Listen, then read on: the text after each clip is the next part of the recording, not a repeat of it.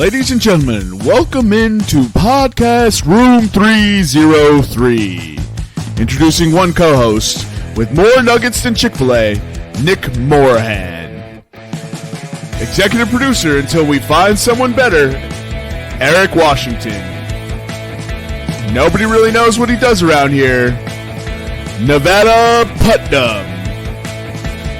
And now, the single greatest thing to happen to hosting in history, Jermaine Antonio Colon Mendez. On with the show. Oh my God, we've got it figured out. We're locked in. Episode 257, Room 303. If you guys haven't noticed yet, the monkeys are running the zoo. I'm your host, Nick Morahan. I'm here with my two beautiful, beautiful co-hosts today. Nevada Putnam, they've been promoted. They've been elevated. Nevada Putnam, Eric Washington. How the hell are you guys? I'll start with you, Nevada.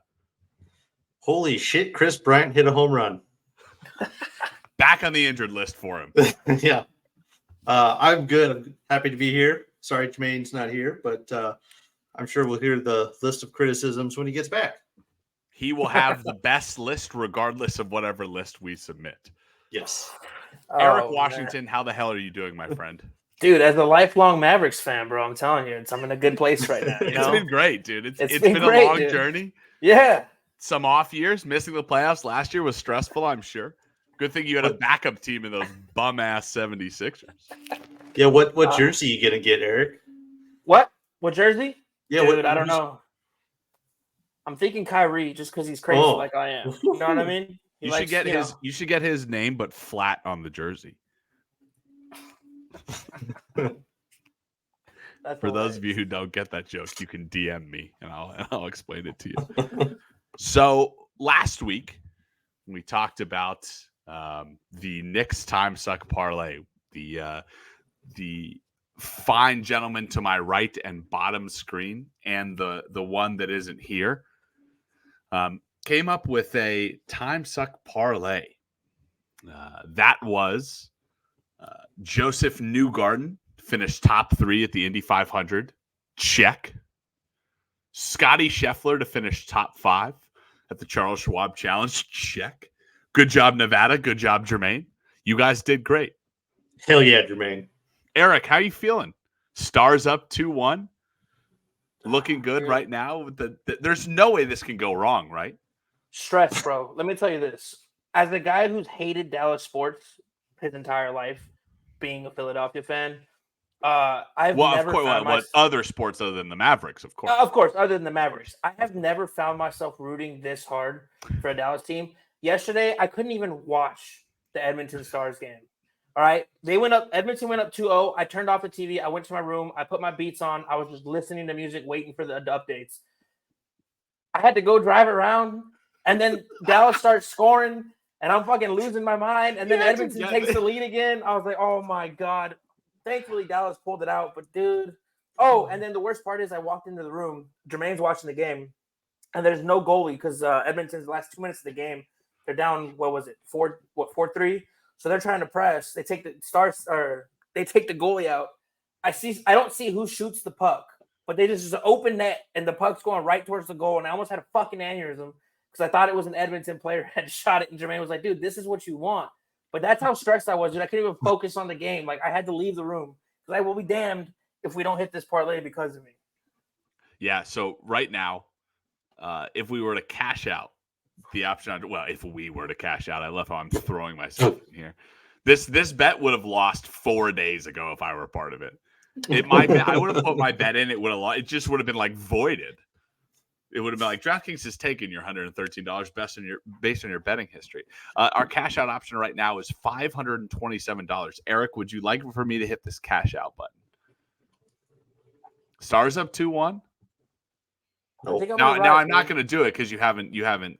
A member of the council is missing. That's why this episode is titled Sans Germain. I honestly think we should write it, dude, because you both have previously on the record said Edmonton's going to bottle this somehow. And I have faith in your guys' hockey knowledge. And Nick didn't place a bet, so we have a good chance. Oh yeah, There you go. I am the best outside. Like if I give you knowledge and you place the bet, this is what I need to do. This is what my career needs to be. I need to be a betting consultant. I need to give the bettor all the information. Like I could make Nevada into a betting millionaire if he just followed my advice. If he just followed, like if I didn't give him a pick, that's the problem. I can't give you picks. But I can just be like, hey, the last time that a horse has won the Preakness, they haven't been lower than 6-1, and they haven't been higher than 10-1. You pick. You would have picked a horse would have won. I was going to say when I was with you, what horse are you picking? I would have gone. I can't give you that information. Yeah, when I was proprietary. When I was riding with you on the first inning Rockies runs, we had a 2 or 3 day hot streak, and then it just went ice cold. Mm-hmm. So I stopped following you. Stop following me, and but we talked about it, and you're still betting it. Well, yeah. Are you still betting it, and you're winning? I hit today. I'm telling you what. This is my career. I'm going to start billing myself Nick Moran betting consultant. Not handicapper, but consultant to the betting stars. I'm going to show up late, and I'm just going to give you guys bets to make. And I think that's my way to success. All right, Eric, bring up head to head so I can show the people how shitty I am as an actual bettor. All right. So that is last week's head to head right there. So Jermaine head to head, he took Yankees Padres Juan Soto over one or to hit a home run. That lost. Jermaine 0-3 last week. He took an NBA parlay, took an NHL parlay. He's 10-53 on the year, minus 29 units, down 29 units. Myself, I hit a bet last year, or I hit a bet last week, plus 150. Wilmer Flores, plus 2 bases. It feels like last year. Missed the other day, as Greg Putnam would say. Missed an MLB parlay that I'm going to be honest, guys. I was at the racetrack on Sunday. Totally forgot about this. Just picked 3 games. Picked 3 games with guys that I probably shouldn't have picked Toronto, because I think both the Dodgers and the Braves won and Toronto lost. No, the other way. Dodgers were the team that blew it. Oh yes. Well, there's a little bit of karmatic justice in that. I went 1-2. That brings me to 656-1 on the year. Only down 27 units, so suck my butt, Jermaine. Nevada went 2-1. He hit a Baltimore Orioles run line. 2 run lines. Kansas City Royals, Baltimore Orioles run line. As Nevada and I are now Baltimore Orioles fans. If you listened to the last podcast, so we're fully on board. Go O's, go! Always been a Cal Ripken fan, but lost the Coca-Cola 600 winning manufacturer with Chevrolet. How close was Chevrolet to winning? I call bullshit because it was a rain-delayed race, and they called it. Okay, would you like to talk more about your Coca-Cola 600 bets that you thought, and I quote, was a lock? You had the inside train on stealing Vegas's money. Talk about that to me.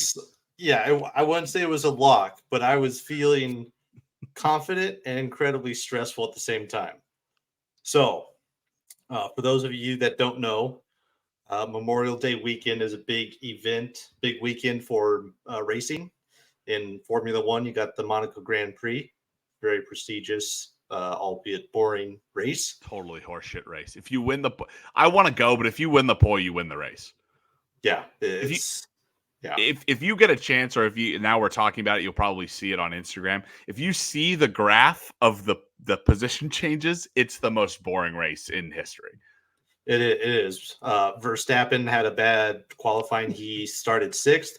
Guess where he ended up? 6th. Everybody was pretty much exactly where they're at. But anyway, I digress. So you got F1 Monaco. You got the IndyCar Indy 500, the Brickyard 500.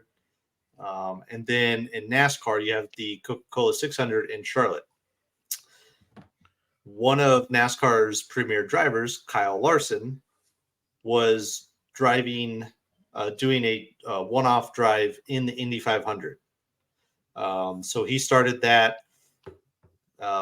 It's happened a handful of times where NASCAR drivers, it's pretty infrequent, but they will try to do a IndyCar race at the Indy 500, which starts at about, I want to say it's like 1 Eastern. Do that race, then hop on a PJ, make it to Charlotte, and then do another 600 miles in a NASCAR stock car. So that's what Kyle Larson was trying to do. Where I started to sneak in and weasel myself into DraftKings Sportsbook was the Indy 500 had about 2.5 hour rain delay. So the race did not start until 3 East. I think it was 3 Eastern. The Charlotte race for the Indy 500 started at 4. I think I have the times wrong. 5 Eastern and 6 Eastern. It was my time. It didn't start until 3 Eastern or 3 Mountain Time, and the Charlotte race was going to start at 4. So 1 hour later. The Indy 500 is not going to take an hour, and it's going to take more than an hour for Kyle Larson to fly to Charlotte. So in DraftKings, they have drivers head-to-head props where they'll put different drivers facing off against each other, and you can bet which driver would beat the other. Every single driver that Kyle Larson was going against was at plus money. And NASCAR has a rule that if the intended driver is not going to drive the race and they have to put in a backup, that car starts at the rear of the pack. So Kyle Larson's number 5 car started at the rear of the pack. I think in total it was almost $300 on just head-to-head bets, just going back and forth. It's free money. It's free money. Right. So here's what my line of thought was. The Indy 500, it's going to take 3 hours. He finishes it. Then he's got to do at least another hour flight, hour and a half-ish flight to Charlotte, land in Charlotte, head to the track, get in the car, and go from there. Mind you, his car is probably going to be sitting at the rear of the track because it's not a guy that's normally drives NASCAR because they're backups.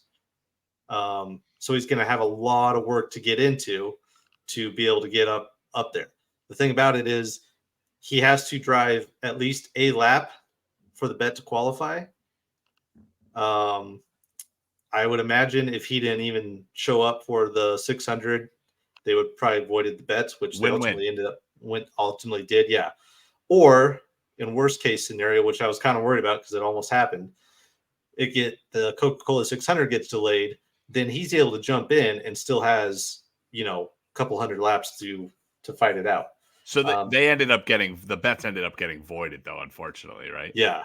Got my money back, but I was really pissed because the official end result, if Kyle Larson had done 1 lap, I would have won everything. All the other drivers were ahead of him. What a bum. DraftKings robs us of money again. But Nevada on the year isn't doing so bad. That puts him at 24-39. He's down a unit, a little over a unit. Eric continues to hit these NBA parlays. He hit one this week. Missed Mavericks, Timberwolves, Anthony Edwards being the leading scorer. And actually, you murdered this. You basically bet this. Your favorite team, the Dallas Mavericks, lifelong favorite team. Mavs and Timberwolves series. You are 21-42 on the year. However, you are plus 19 units. Damn, that's a lot of units. So I gotta build as big of a lead as I can because once NBA is done, I'm fucked. Yeah, Eric has to submit bets every week, and when he's left with WTA tennis opens and baseball, he's gonna be up Schitt's Creek. Eric, let's pull up the PCP. I am hoping that with the Olympics and the Paralympics, I can keep the wins going. Would you say you're going to handicap your bets? Yeah. Are you going to be a good Paralympic handicapper? I can't if you guys right now. Eric, betting on the less fortunate is not the way to live life. I want you to know that. And I think that if you take advantage of those people by betting on them, I don't think that's very true to the spirit of the event. I'm an equal opportunist bettor, so anybody can get it basically. Does that apply to your love life as well, or are we just talking about betting? Moving on to PCP. All right, so our PCP for this week, we're going to do top 5 most stressful or anxious situations to be in. Now, this could take a dark turn. Now, I got to let you guys know I'm going first. It'll be myself, Eric, and then Nevada.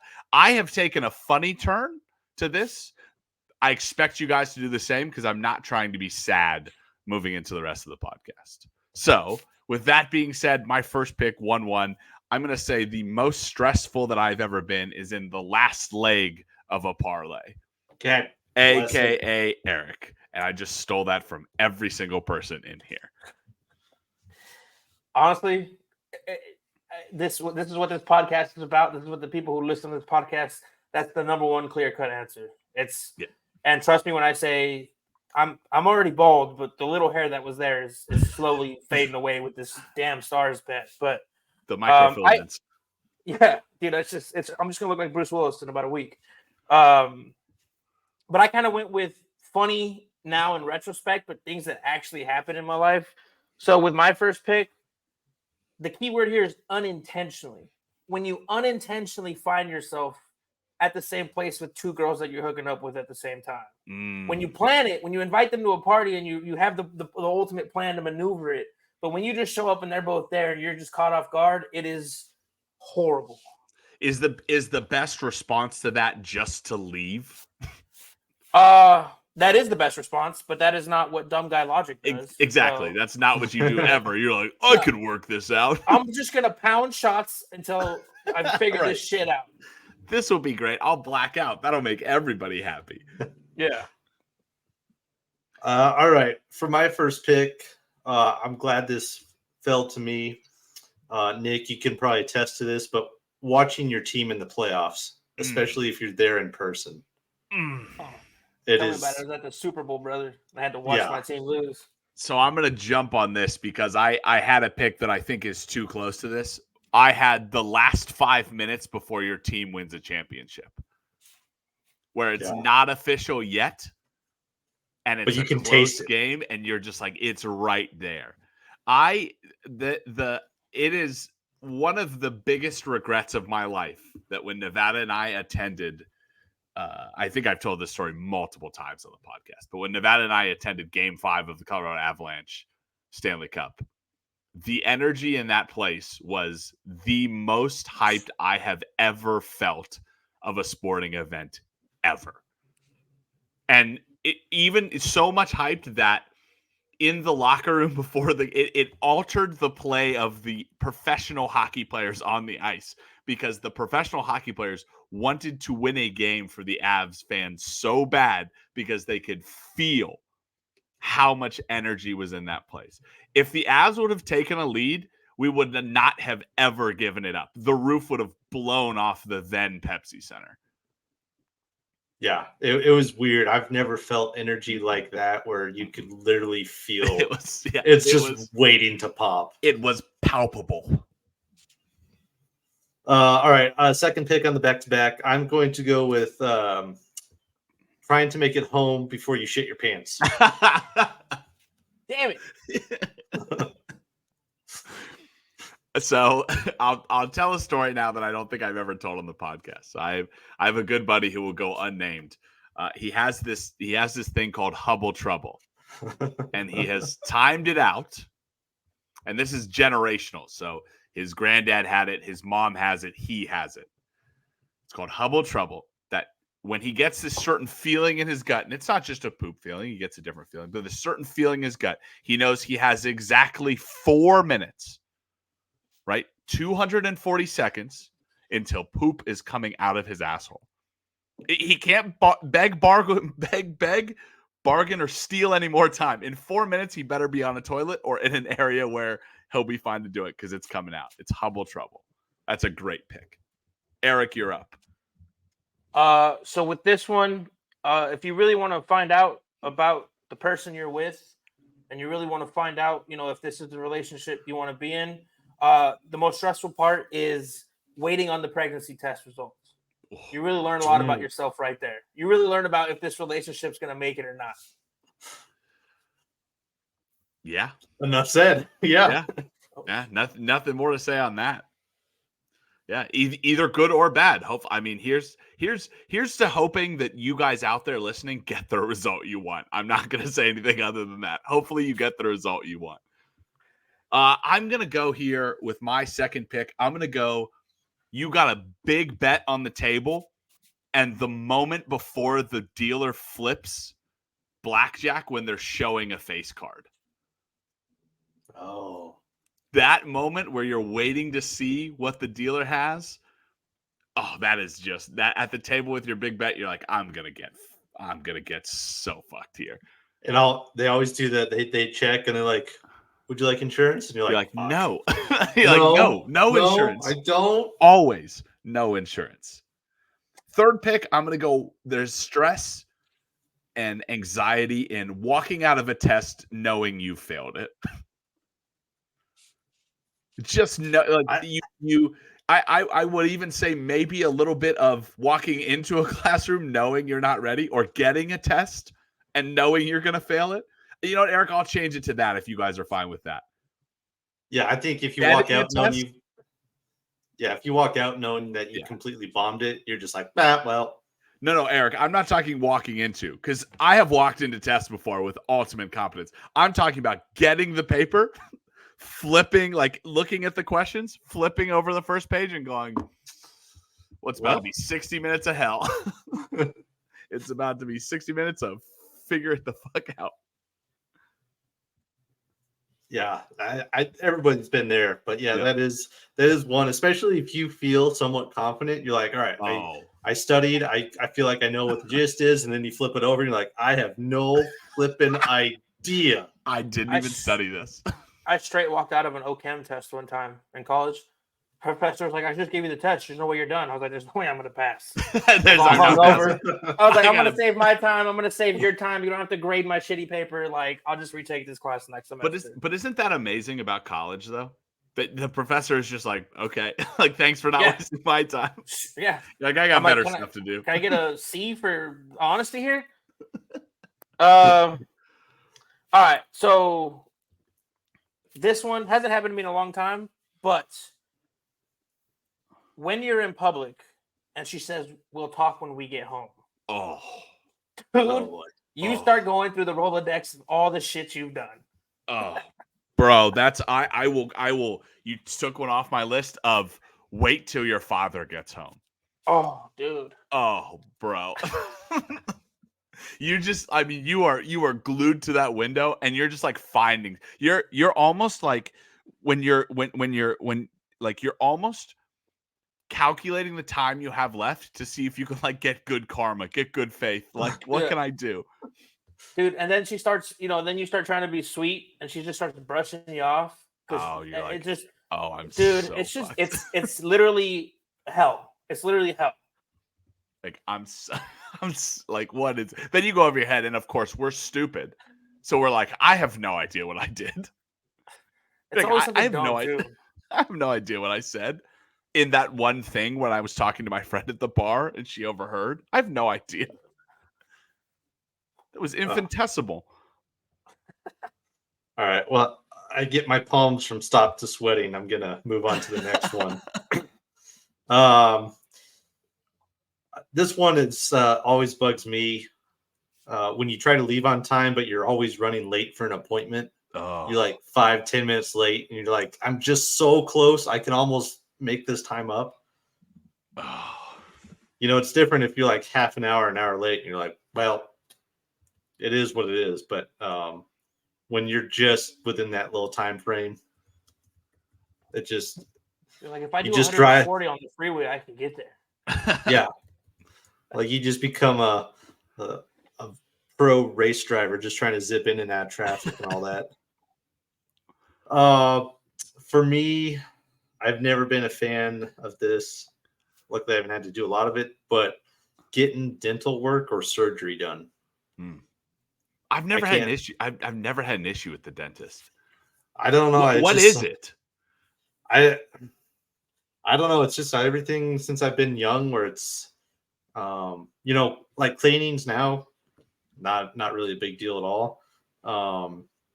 But for me, it's the sounds of those high-pitched drills and the air that blows on your gums and your cheeks, and it's just it's like nails on chalkboard for me. I will say, I had one time this last time where now they take if you have bad gums, they have this new treatment where they literally take a laser and they can burn out the bacteria in your gums.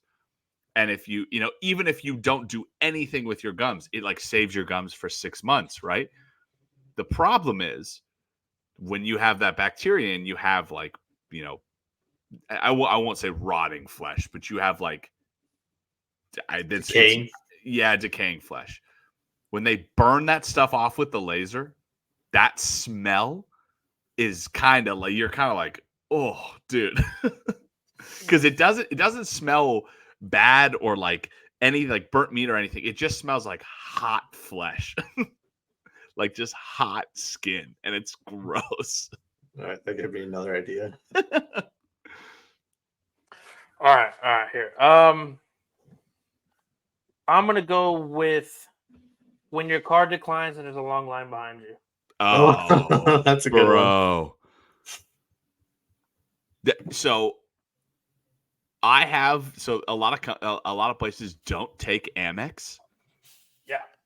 And like I have to be like, take the Amex, and then when they're like, it doesn't work, you have to be like, you have to like pull out your wallet, find another card, and they're like, do you have another card? And you're like, yes, I have another card. It's a damn. If you have an Amex, you're required to carry another credit card. Oh, yeah, you have to. Yeah.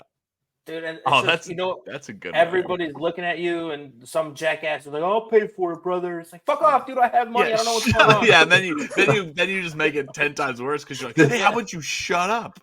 Then you could be like that Robbins guy where he's like, goes back to the end of the line, orders a bunch of shit, and tries to pay with Amex again, and the person buying, I'll pay for him. Yeah. The worst is if you got. I don't know if you guys have ever been in this situation, but thinking you have enough in your account, but not knowing. And like guessing, like when we used to have to use debit cards, guessing if you had enough, and you would like they would charge you, and it would decline, and you would know that you didn't have enough, and you'd have to sit there and be like,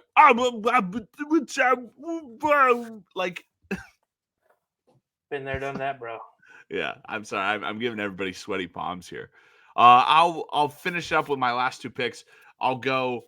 A little bit of a play off yours, Nevada, when you're on a long trip and you're just cruising down the highway 80 miles per hour and you see the time jump on your GPS. And know that there's an accident ahead, but you haven't hit it yet. And then you come around a curve or something and you can just see the red lights and you're like, oh, yeah. It's just... You're immediately trying to think, like, can you jump off and start taking the side streets? And you're like, no, because the last exit was half a mile ago. Well, what Google has started doing to me is, like, the time will jump, and then it'll suggest, like, oh, that way's 5 minutes faster. I'm like, I don't need I'm going on this route. This is the main highway. And then after I pass that exit, then the time will get, like, orange or red, and I'll be like, oh you son of a bitch. Yeah. I want Google to pop up a message. It's like, Nick, come on, dude. Like, hint, hint. Hint, hint. And then I'm going to go my final one, the moment before the roller coaster drops. So just those 3 little clicks, click, click, click. And then they pause you there for like 5 to 15 seconds, but it feels like eternity. Well, especially if you're on a roller coaster with me, Nick, and you saw how stressed out I was, dude. Good Lord.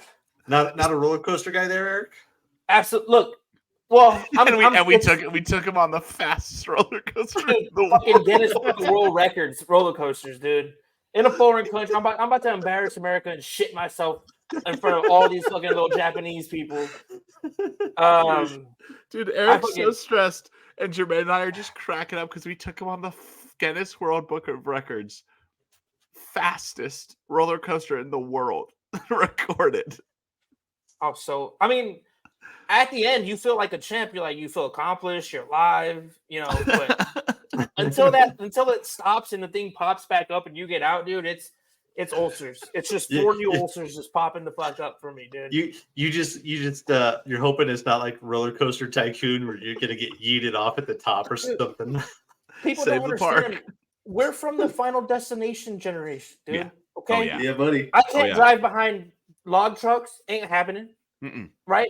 I'm not getting on planes with. I get on planes to fly, but I look at shit. I don't know anything. I'm not an engineer or anything, but I'm looking and scouting to make sure everything looks like every Well, other plane I've been I on. give a little peek out the window, see if the engine's going to explode. First question I ask is this Boeing? If they say yes, I'm out. So here's a question for you, Eric. What do you like or hate turbulence? Airplane turbulence. Obviously I don't like it, but I've Dude, he's managed... trying to play. You're trying to play it cool.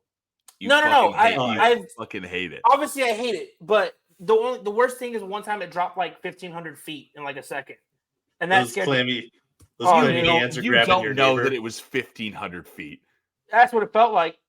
I don't know exactly how many feet. Captain came on. Hey, folks, we've just dropped 1,500 feet, if you're wondering what that is.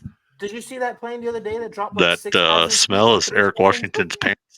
Oh, I would Eric Washington in aisle 32F has shit his pants. I'm the reason why they made those oxygen masks to calm you and put you in a euphoric state, because I would just all my animal instincts would just start kicking. I'd just start flinging shit at people.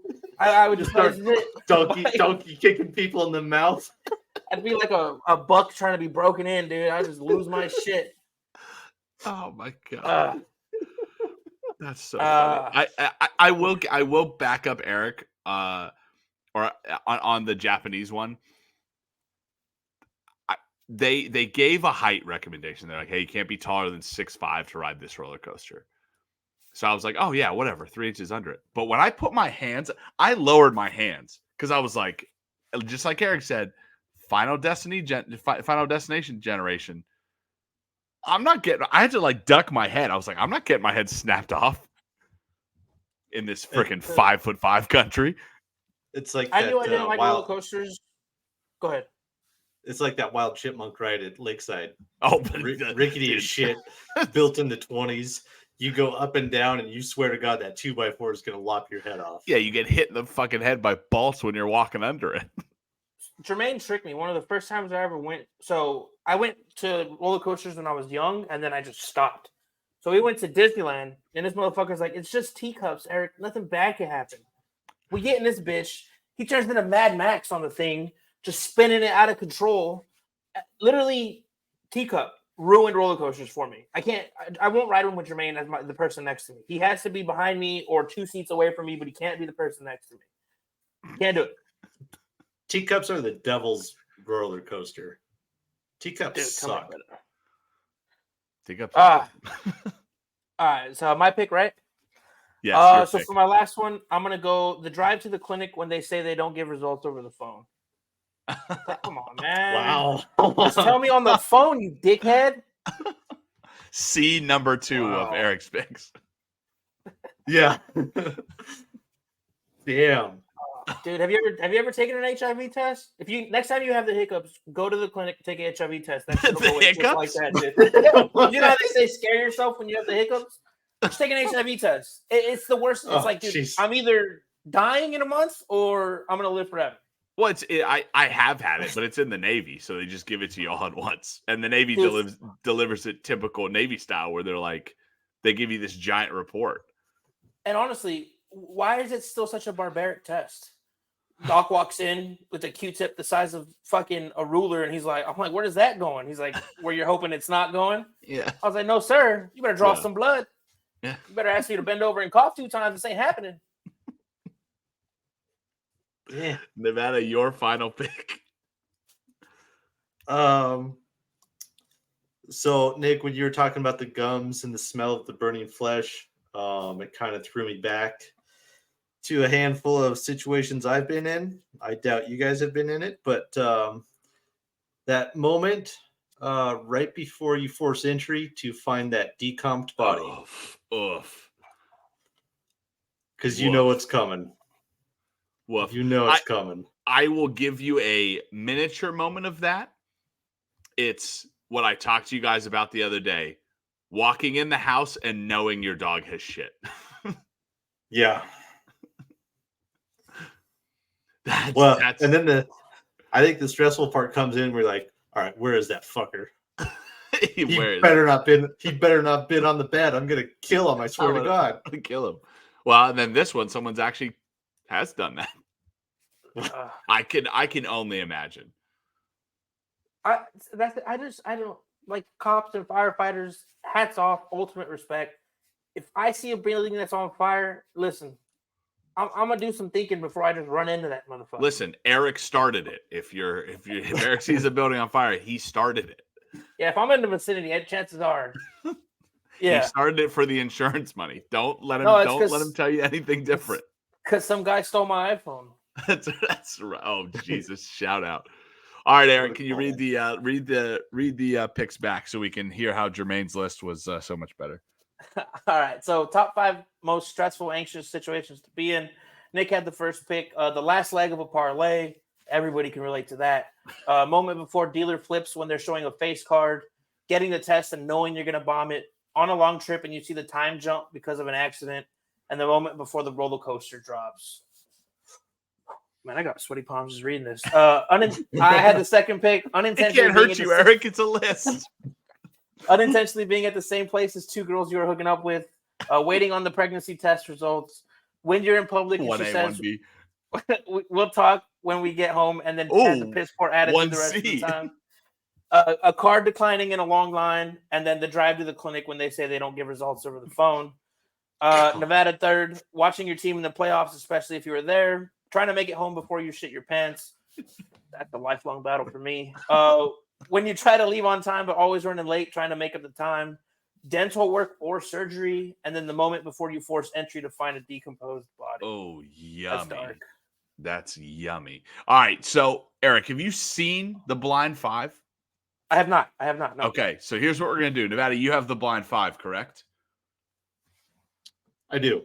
Eric, you're going to play the role of Jermaine, so put on your best 6'5" Puerto Rican, and you're going to be my co-host for Blind 5. So we're going to try to solve this. So Nevada, it's on you, Blind 5. Hold on, let me go get a banana and coconut real quick. Right. All right. Oh, first option.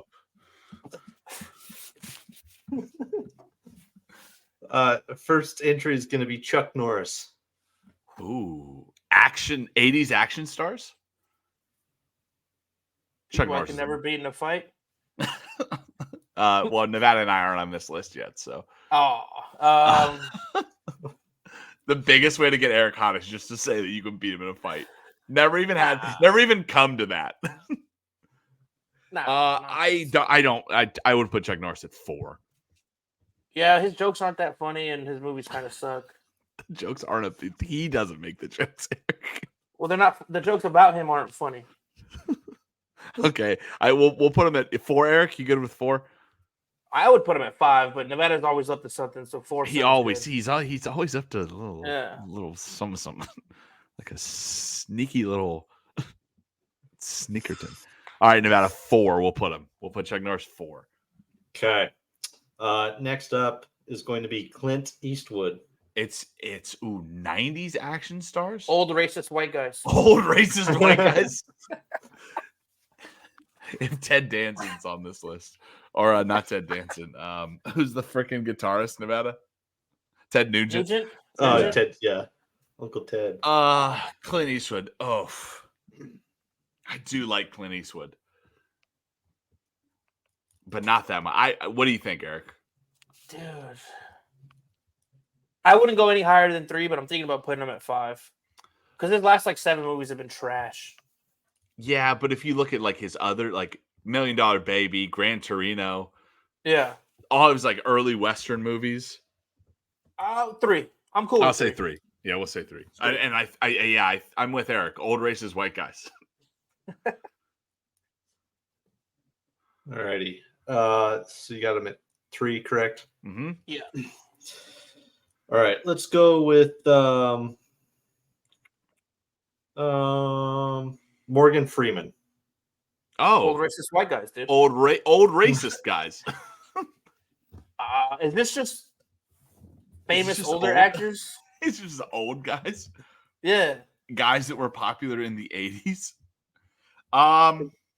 Morgan would be number one for me, but also Nevada's always up to something. Number one. Well, we can't put him behind the two white guys. We'll look really racist. Yeah, we will. And you already give this podcast a bad image, so we'll put him 2. What do you say, Eric? 2? Yeah, I hope it's We're not. We're gonna have to put Morgan Freeman, or we're gonna have to put Mel Gibson at 1 or something. What's wrong with that, dude? Eric, he doesn't mean that. Eric, we are on YouTube now. By the way, if you want to see what Eric just did, go to YouTube. Watch our YouTube. Yes. All right. Yeah, we'll put him at 2, Nevada. 2 for Morgan Freeman. Old guys. Next up will be where'd it go? Adam Driver. What the fuck is this, Nevada? Adam Driver's number 1 for me. Is it actors that were in the military? Ooh. Did Clint Eastwood shot some Japs or somebody? He had Koreans or something. He shot somebody. Or Puerto Ricans. Damn. I'm cool with Adam Driver being number 1. I love everything he's in, but he's got to be number 1. Is it actors that were Marines or something? He can't tell you. He can't tell you yet. Actors that played Marines. I like actors that served in the military for Memorial Day. Yeah. I see you, Nevada. Nobody thanked me for my fucking service on this podcast. Nobody could remember it. It was 7 years. I served my nickel. And then the last one will be Rob Riggle. Yeah, Rob Riggle was a lieutenant colonel in the Marine Corps. Oh, Rob Riggle at 5 is a disgrace. Yeah, Rob Riggle should have been 2. Damn. We could have easily put Morgan Freeman at 5. Yeah, we could have. But it's a DEI placement, so. Eric, I think it negates a DIA placement or whatever you just called it. If you say that's what it is. Oh, my bad. Oh, well, it's okay. Is that what it is, Nevada? Actors that were in the military? Yes, sir. Do you know what the Marines, or you have what each of them were in? Yeah. So obviously, Driver and Riggle were Marines. Freeman was in the Navy, right? I believe he was. Let me see if I can find his dates. We all know Morgan Freeman's not aquatic, bro. No, he was Air Force. Sorry. Oh, right. Turned down a scholarship and went to the Air Force. Eric, I have legitimately had shits at sea longer than you were in the Air Force. It's all right though, dude. Chuck Norris Navy was Army. One man army. He was in the Air Force as well. Oh, really? Strong representation there. And then I forgot who was the last one. Clint Eastwood. Oh yeah, Clint. The other guy. He didn't serve. He just took his gun to Nam. He just showed up. He said, just because he killed Asian people during Nam, but not in Nam, was not the same thing. Where's the base, you bunch of kooks? Oh my god, dude! All his movies, it's like him and the guy who made Django. I don't know how I'm forgetting his name. It's the Django. Quentin Tarantino. It's like they have a competition to see who can make their movies the most racist. Eastwood was in the Army, and he was a lifeguard and a projectionist of training films. That was his job. That's worse than Eric's service. That sounds like a CIA cover to me, dude. That does sound like a CIA cover. That sounds like he was in freaking Laos doing some stuff. Yeah, he was drafted for the Korean War. Did he actually serve? He served just being a lifeguard? The Korea couldn't have been that hard if they're hiring people as lifeguards. All right, Nevada, read the list back. So celebs who served, we got number 1, Adam Driver. Number 2, Morgan Freeman. 3. Bless you. 3, Clint Eastwood. 4, Chuck Norris. And rounding out the top 5, Rob Riggle at numero 5. It's a disappointing list, but because this is the first podcast after Memorial Day, I want to say shout out to all the people that have served, all my friends that have served. Eric, I'll even give you a shout out. But yeah, happy Memorial Day. Yeah, I have nothing but love and respect and admiration for our military members. You're welcome. But I just wasn't cut out for that shit, dude. All right, I was a wild boy. I'll give some give all. I gave a little bit, tiny bit. Yeah, you gave a little. It's like what your girlfriend's getting. Okay, moving on. Ooh. So coming up June 1st, here in about, I get it right, next, oh Jesus, this Saturday. Oh my God, my calendar is off. This Saturday will be the Champions League final in soccer. Eric, do you want to take us through a little bit of what teams are playing and when or on what, or do you want me to do that? I was just going to pull this up and let you take it over. I'll do it. Okay. Eric's going to pull it up if you're watching on the YouTube. So this year, La Liga, Eric, did Real win La Liga? Either way, while Eric looks that up, Real will play Borussia Dortmund from the Bundesliga. Borussia Dortmund did not win Bundesliga. That was Bayer Leverkusen. If you're asking about me, actually, hold on. Yes, Real did win. They only lost one game winning the league, and Dortmund finished in 5th after nearly winning the Bundesliga last year. The Champions League will be played on Sunday or Saturday, like I said, 3 p.m. Eastern. It will be played in Wembley. A little bit on that later. It will be broadcast on CBS and streamed live on Paramount Plus, like all of the Champions Leagues are. If you don't have Paramount Plus, it's about the only reason to get it. Season 2 of the Halo series is pretty good. Tune into our sister pod, Revenge of the Pod, to hear a little bit about that. Eric has the odds up on the screen right now. A draw is plus 310. Real is the favorite at minus 160, and Dortmund is plus 425. For those of you people who are not big soccer fans, remember that this is a one leg, a single game, which the other ones were 2 legs, home and away. So if this one is tied after full time, it goes to extras. Real Madrid has won the most Champions Leagues in history. They have 14. Quick question. Do you guys know who the second highest international club team is in Champions League history? It's either... And what's the number? Isn't it... Man U. Isn't it Bayern? It is not Man U. It is not Bayern. Bayern has 5. Would it be... How many does Liverpool have? No, they don't have that many. Great question, but it's not Liverpool.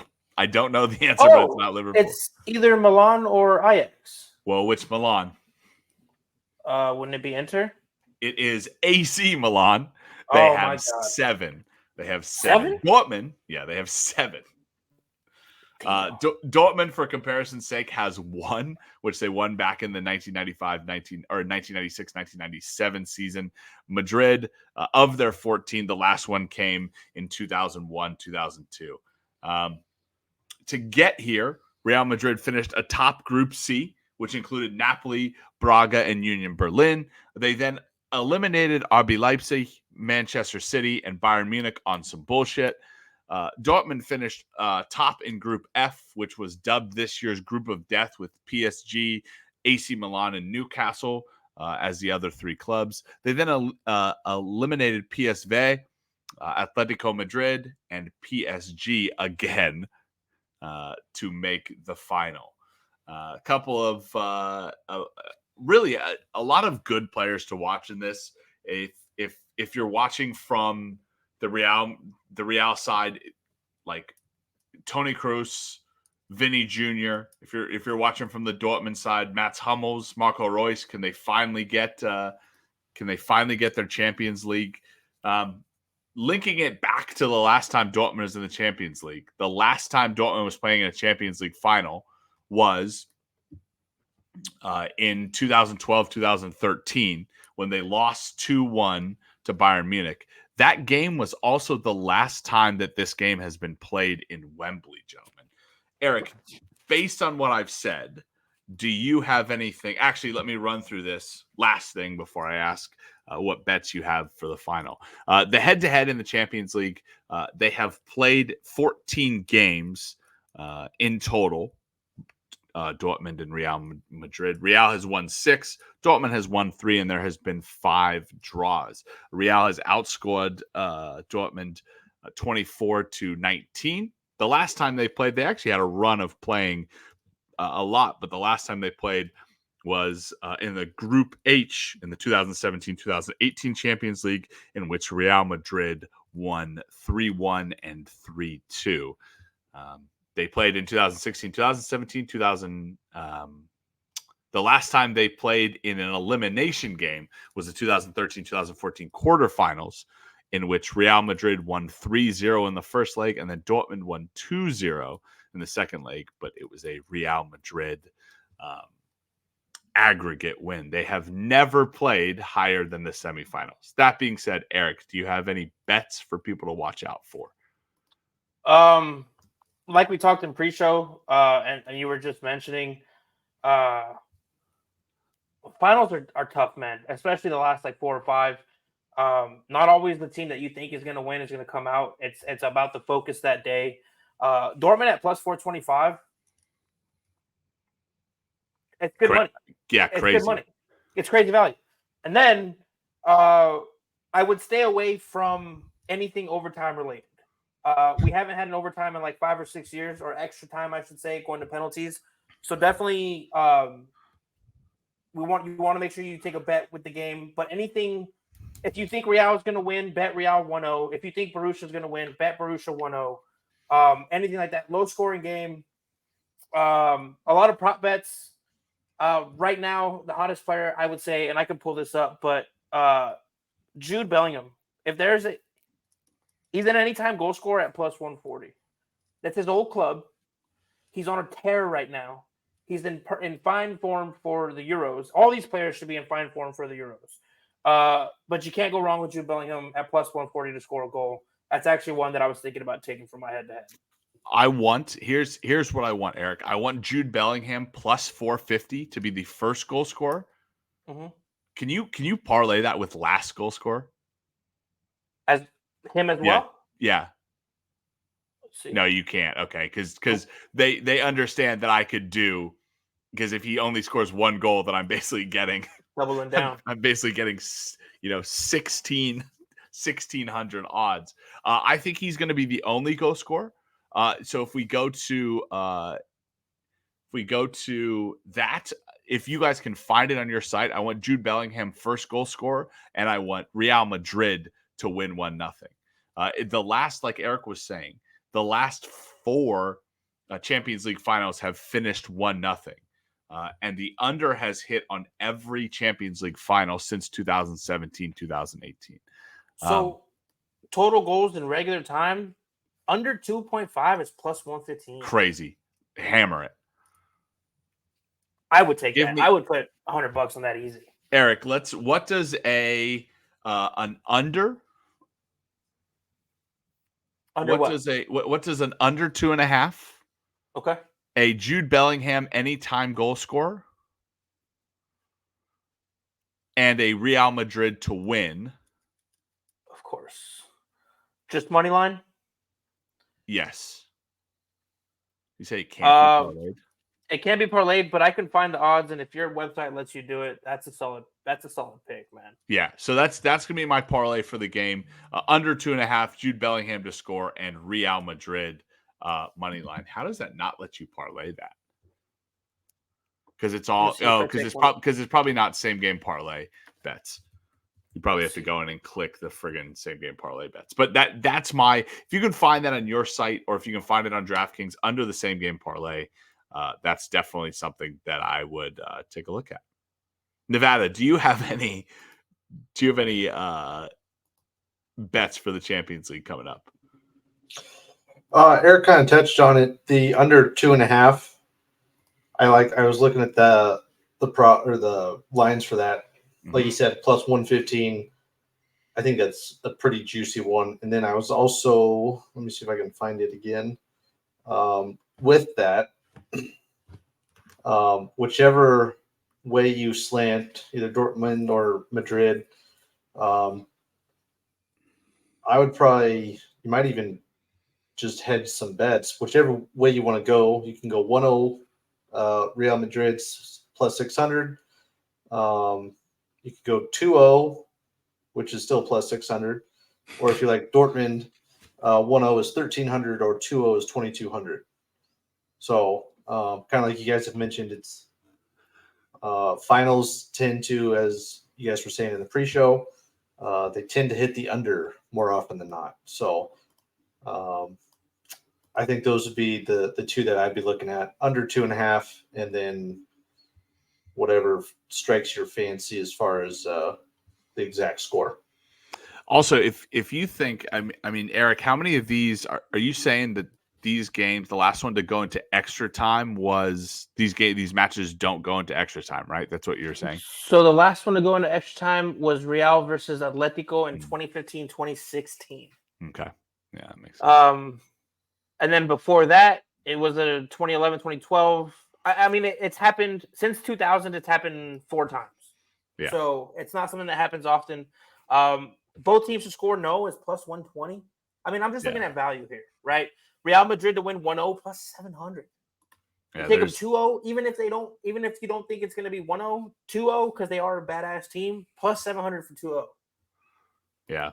I mean, you looked at how Bayern attacked Real, and Real is never out of this game. What I would say is based on this, if Dortmund does score the first goal, look for a live bet for Real. I don't know that it'll come down that much, but look for a draw or look for Real to score in the last. Real loves to do this thing where they love to go down and they love to storm back in the 80-plus minute, right? That's definitely something that they're pretty good at. So if you can get that, I mean, I might even say, can we find that bet, Eric? Real to score 80, it was like 75-plus minute, 80-plus minute. I don't know. I don't know that we can find that, but I would love to see if we can get that bet, because that's a great bet. So at the end here it says it just says first 10 minutes or second half. Yeah. It doesn't give me like Darn. after 80th minute. But just to let you guys know here, Ancelotti, who's the coach for Real Madrid, has won 4 Champions Leagues.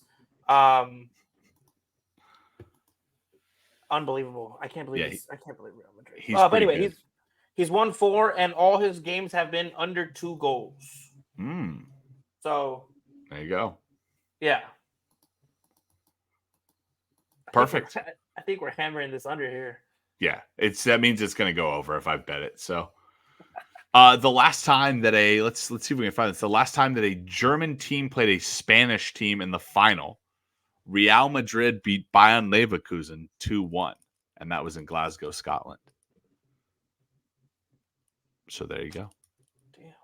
Real Madrid against the Bundesliga winner, 2-1. So that would bust our over.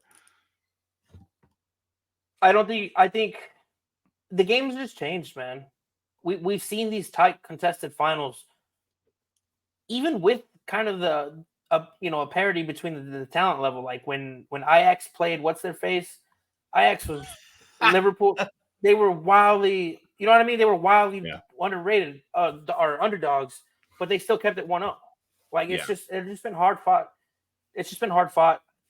The fact that Dortmund's at plus 425 is out of control. They're in the final. Yeah, the plus 425. I think if Jermaine were here, he would say the same thing. I mean, you're in the final. You got a chance, right?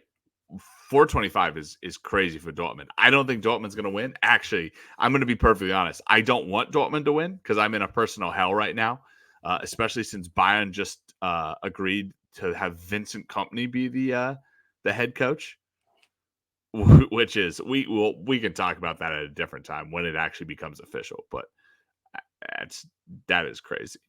All right, Eric, as the podcast's lifelong Dallas Mavericks stan, take us through the NBA playoffs to date. As you can see from my tagline, the Pacers didn't really pace themselves. What's going on in the NBA playoffs? So the Eastern Conference is all wrapped up. The Boston Celtics will be representing the East in the NBA Finals. They swept the Indiana Pacers. Indiana Pacers fought hard. They were in some games, but like it's been happening all year for these bastards in Boston, the main player for the Indiana Pacers, Tyrese Halliburton, got hurt, missed the last 2 games of the season or of the series, and Boston kind of cakewalked through that as they did the rest of the playoffs. They went 4. I think they lost 1 game in each, except for the Eastern Conference Finals. They went 4-0.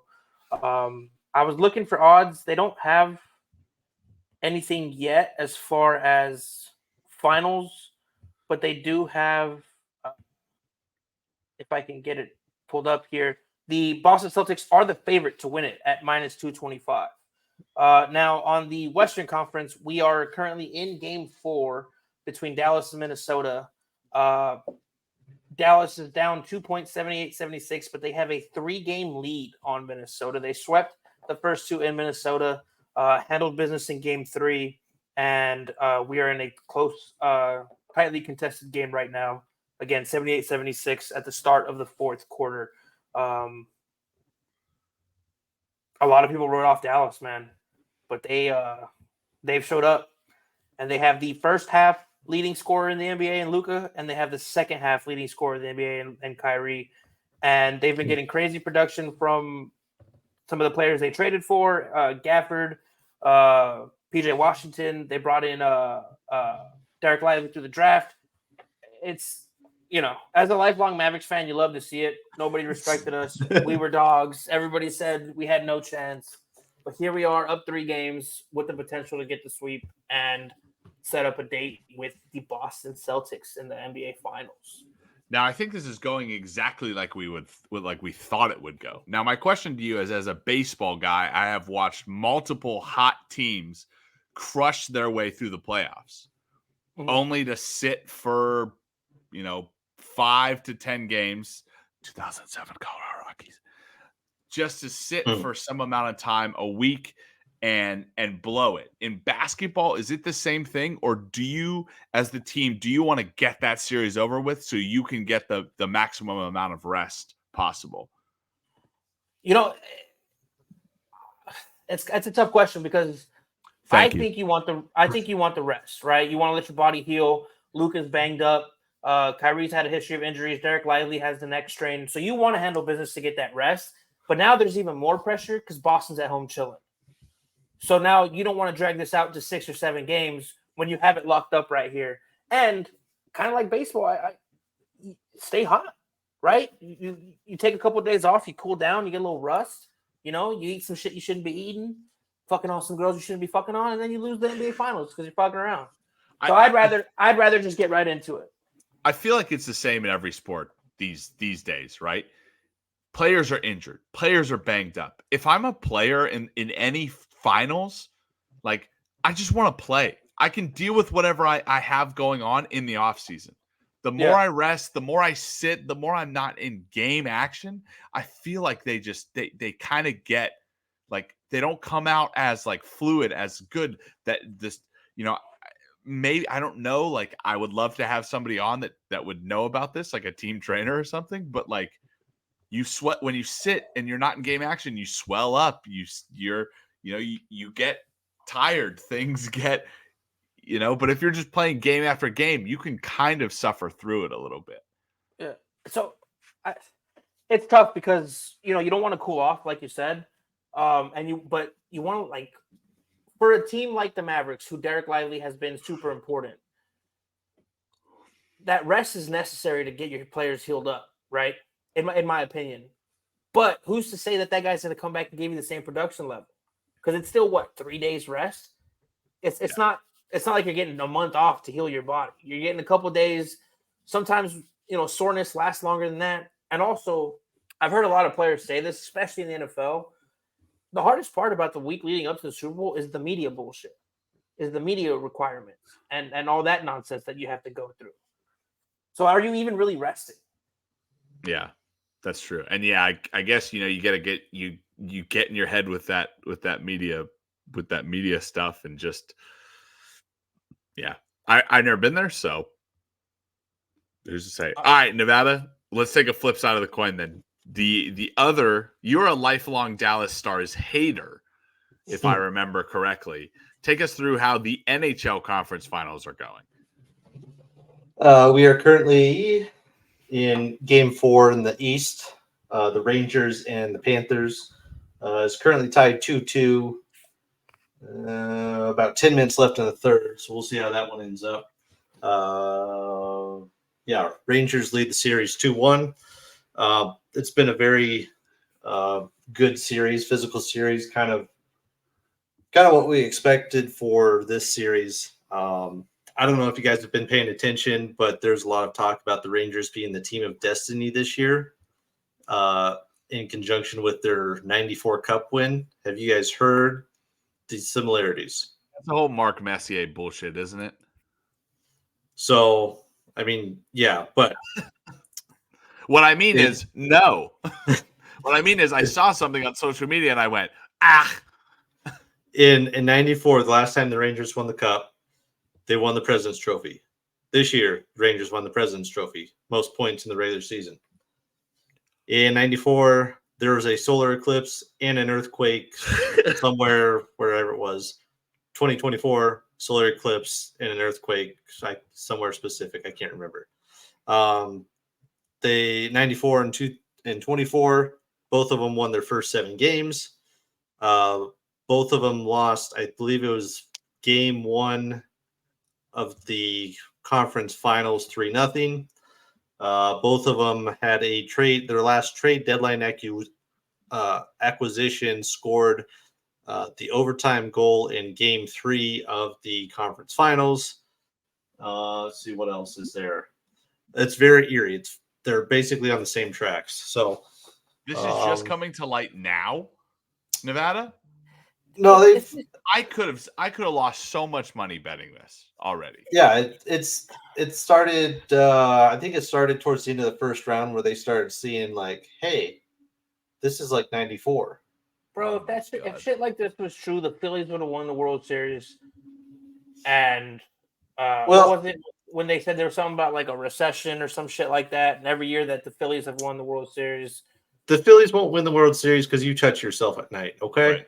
That's exactly why. Put my business out there like that. So this series has been very good, very physical. Probably the 2 best goalies left in the playoffs. Igor Shesterkin's killing it. Bob is doing well. He's not as on fire, but he's still doing well. In the West, we got Eric's Dallas Stars, who have kept the Oilers at bay. They won in overtime game 1, or I'm sorry, the Oilers did. And then the Stars came back and kind of waxed Oilers' ass in game 2. And then again yesterday, as Eric mentioned earlier in the podcast, sweating bullets. And then the second period, they just owned the Oilers. I believe it was the first 3.5 minutes of the start of the second period. Edmonton did not get out of their own zone and had 6 shots against. Edmonton. So they were getting shell shocked in the second, which catapulted Dallas to that 3-2 lead, and then ultimately winning 5-3. So I think both of these series are very well matched. Both of them could be, as they are, 2-1, or they could be 3-0. Either way, you can make an argument for either team. So very evenly matched conference finals. Obviously, the Room has a vested interest in a particular final. So that being said, given that they're both 2-1 with the Rangers and the Stars up, which team that is down has the best chance to come back and win the series?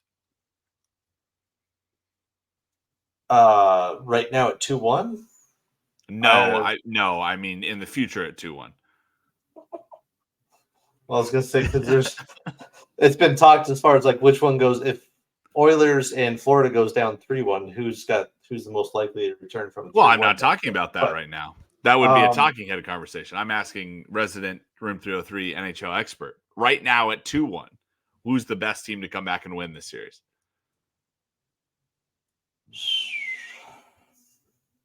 Or are they not? Or is neither team equipped? I think they're both equipped. I think the problem. I would go with Florida, just to make it easy. I'll go with Florida because they can play any style of game. If you want to be bullies and roughhouse it, they got the guys to do it. They have the mentality to do it. If you want to have a skill shootout, they can do that as well. And then probably between them and Edmonton, the Panthers' back end is by far and away better than Edmonton. So now I'll ask this question. Will Edmonton or Florida come back from down 2-1? I think one of these series is going to be 2-2 by the end of tomorrow. Florida. Well, will they come back and win it? Win the series? Yeah. I think Florida still has the best chance to do that. Just because they don't have to face McDavid. But Dallas is just so deep. They play everything really well. They got a great goaltender. The coach is mixing up the lines and making in-game adjustments very well. Fuck Peter DeBoer. They got a ton of veteran leadership. They have, if I remember correctly, they have like 4 of the 5 longest tenured players that don't have a cup. Jamie Benn, Ryan Suter, Matt Duchene, and Joe Pavelski. They're all over 1,000 games without a cup. Suck a dorse. So I think Dallas is too deep, too well organized.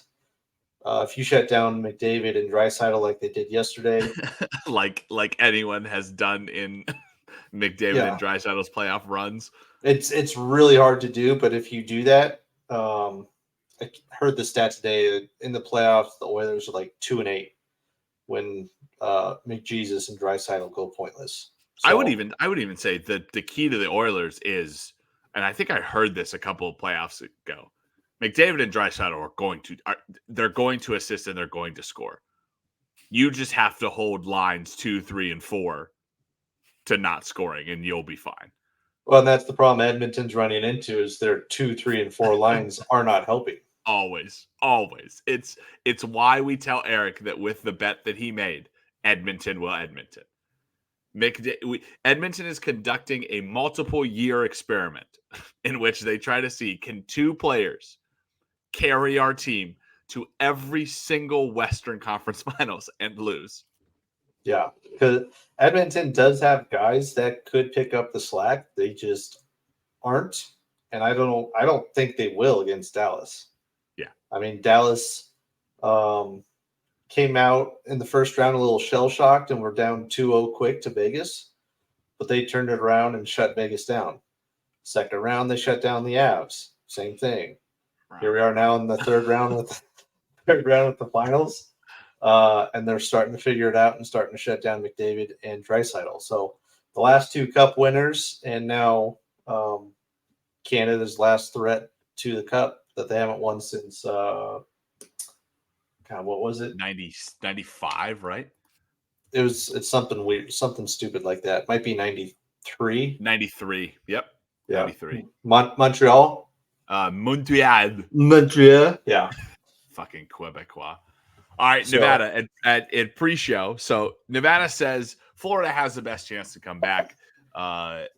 Eric is lifelong Mavericks fan, says the series is going to go exactly like we have.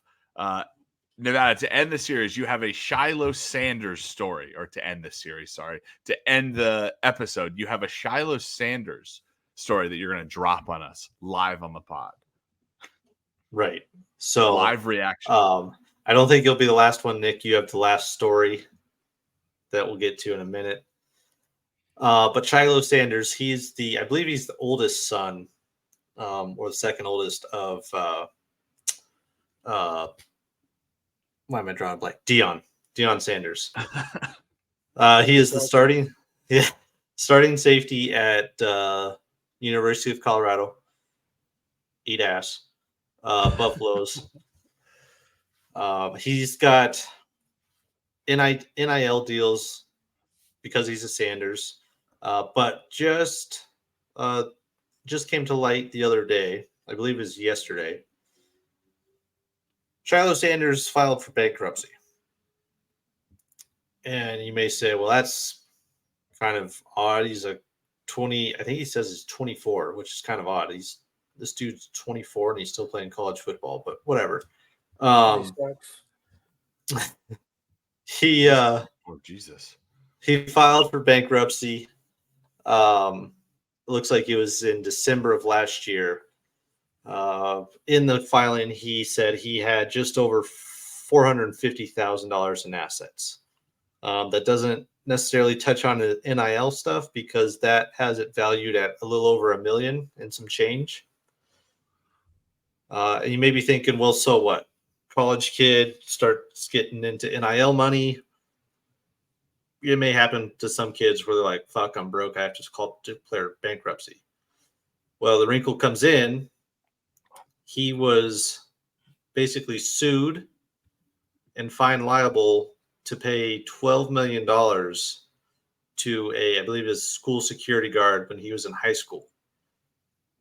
There was some sort of confrontation where the security guard, something like a cell phone, and the guy was like, all right, you got to give me your cell phone, just being disruptive in class, stuff like that.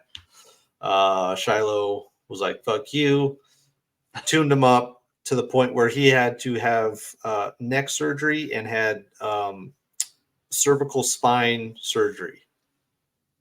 So he got sued by the security guy. He initially had Sanders or Deion in the suit as well, but that portion got dismissed. But he got sued Shiloh for, whatever people sue people for, trauma and I don't know, whatever. The court decided, and that was in 2015. In 2020, May of 2022, Dallas County judge said that Shiloh's actions were the proximate cause of the security guard's injuries and damages, and that his actions were a substantial factor in bringing about the physical and mental injuries sustained by the security guard. Without these actions, the guard would not have received. Shiloh never showed up for court. So it's a good way to have a decision. Yeah, that's part of the reason that this judgment was enacted. So my question for you guys is, are we going to be seeing an increase in these suits and plaintiff and all these claims where, shit, I might go up to Boulder and stand outside a bar and tell them how much their moms suck and their moms can, bench more than they can, and they'll never be a great school outside a CU bar at 2 a.m. and try to find a football player, take one right in the suck hole and then sue them for a couple million. Are we going to see more of these in the future? So here's my thing, right? If you read through, I'm reading through a USA Today article about it. And it said his bankruptcy filing said he had a gross income of over 93,000 in 2023, and in 2022 when he played at Jackson State, he had a gross income of 216,000. You're not bankrupt, kid, right? Right. It's clearly to shelter him from that 12 million payout. Yeah, you're not bankrupt, right? You should. They said, hey, documents got sent to the wrong address or something like that, and you didn't show up in court. Well, now you got to pay it. Right. And you got enough money to pay. You make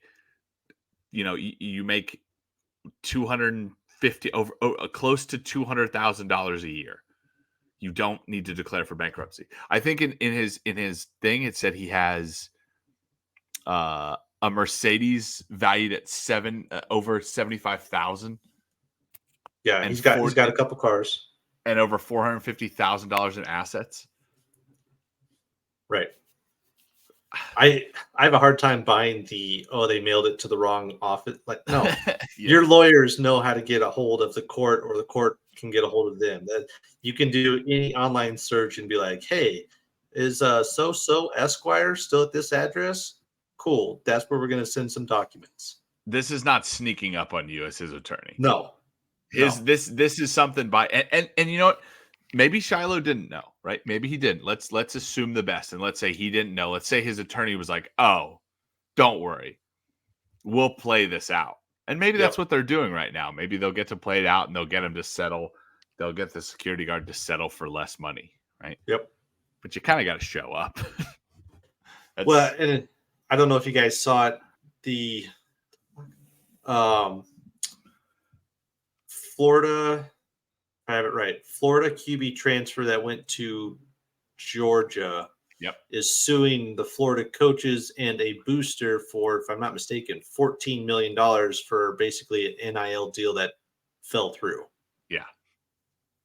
Yeah. So I think, especially now with the ruling that colleges can pay their student athletes, I think you're definitely going to see, just mere like wrongful injury suits, like in the workplace, right? Mm-hmm. Who's to say that a kid let's say that Florida transfer quarterback does go to Florida, he's worth $14 million, but there's a clause in his contract that says you only get this much up front, and then you'll get this much at a later time after you do so much. Then he gets injured.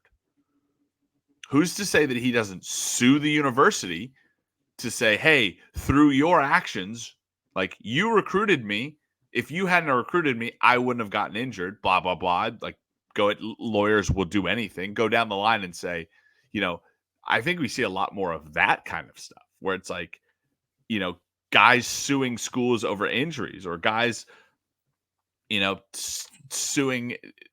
It's a whole cluster, really. So I actually, to answer Nevada's question, I think we are going to see a lot more of it. And there's a couple things. We see guys get to the NFL, 23, 24, 25 years old, fucking driving drunk, killing people, weed, assaulting officers, all kinds of shit. These are grown men. Now we're giving 17, 18-year-olds this kind of money and potential to be, they're going to be famous as far as campus goes. They're going to get media coverage. You're giving a bunch of immature kids all this money. We're going to see a lot more lawsuits. Back to the Shiloh thing. One, take accountability. All right. I know lawyers do their job, and great lawyers can get you out of a lot of shit, especially if you have money. But take accountability. You're going to recoup it. You're the son of a millionaire. You're the brother of the future first-round pick. You're going to be all right. Take accountability. You broke this man's neck, all right, over a fucking cell phone. At least you didn't burn his house down, but still. You broke this man's neck over a fucking cell phone. Own up to it. It doesn't matter if you're 16, 15 when you do something stupid. You have to own up to it. It's a lesson you have to learn. Second, the University of Colorado should look at this and really reevaluate if they want the man who raised a kid like this to be the one that's pushing these kids into adulthood, into the NFL. Because if he can't even have his own house in order, how is he going to have your program in order? And that might be a little bit of Dallas Cowboys hate, maybe. But I'm just saying, he obviously doesn't have control over his own kids. He's obviously trying to find a way to make his son not accountable. So how are you going to sit here and hold these other 50, 60 grown men accountable for their actions when your house isn't even in order? That's just my take on it. I totally understand. I don't think they're concerned about the CU house because Dion is either gone this year or next year. Yeah. I think they're totally expecting that. And, there's some rumors that it could coincide with McCarthy inevitably gets fired this year or next year. And then Uncle Jerry tries to bring in Dion. So I think everybody in the entire U.S. and especially up in Boulder, they totally knew Dion ain't here for the long haul. He's here for a couple, 2-3 years. He's definitely going to be here while his kids are here. Once they're out, he's got absolutely no loyalty. He's going to bounce. But Yeah, I agree with the sentiment. Yeah, it seems like when you take a job, it seems like a resume booster for Dion, like a check the box, right? You wanted an HBCU, right? Check the box. You coached in college, check the box.